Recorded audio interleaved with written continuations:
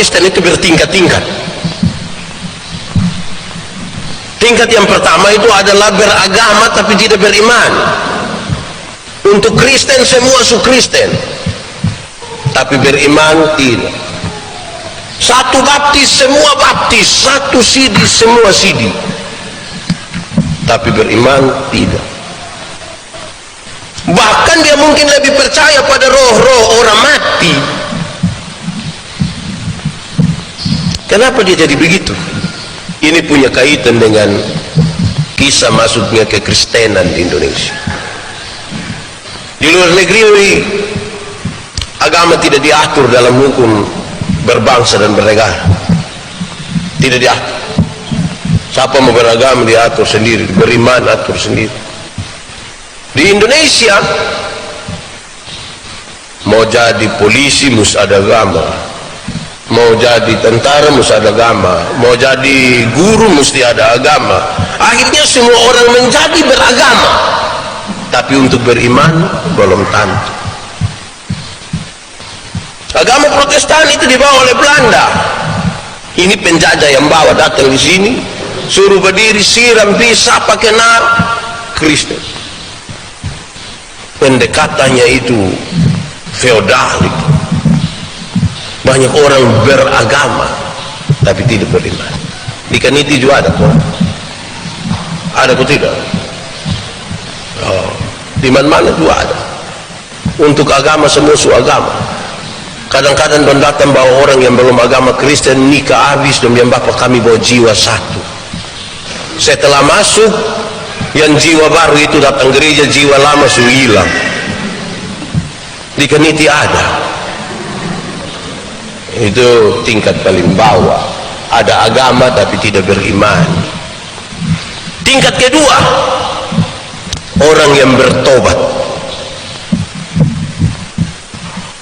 Bertobat. Bertobat itu baik. Tapi ada soal sedikit kalau dia hanya bertobat. Bagaimana kita memahami ini? Mari kita lihat dia pembagian yang ketiga dulu. Ini tingkatan yang paling tinggi, yaitu berbuah. Itu tingkatan yang paling tinggi dalam kekristenan, itu berbuah. Banyak orang sudah bertobat tapi tidak berbuah. Banyak orang bertobat tapi tidak berbuah. Orang yang tidak berbuah itu dia biasa cerita tentang masa lalu sah.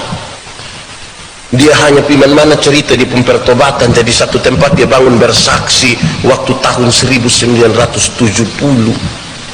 Pindah ke satu tempat saksi ulang itulah waktu tahun 1970.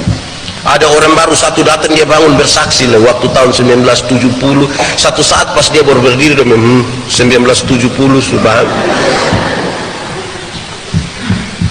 Di sini ada kok tidak? Faham apa dong itu ya? Karena hanya bertobat, dia kira ini hanya soal masa lalu. Dengan Tuhan itu bukan hanya persoalan masa lalu, tapi persoalan hari ini dan persoalan ke depan. Paulus itu menjadi contoh yang luar biasa untuk bertobat itu. Paulus dulu orang yang hebat sekali. Tapi kemudian berjumpa dengan Yesus, dia bertobat, dan dari pertobatan itu dia berbuah. Untuk hidup baik dia sudah hidup baik. Tapi sekarang berbuah itu belum.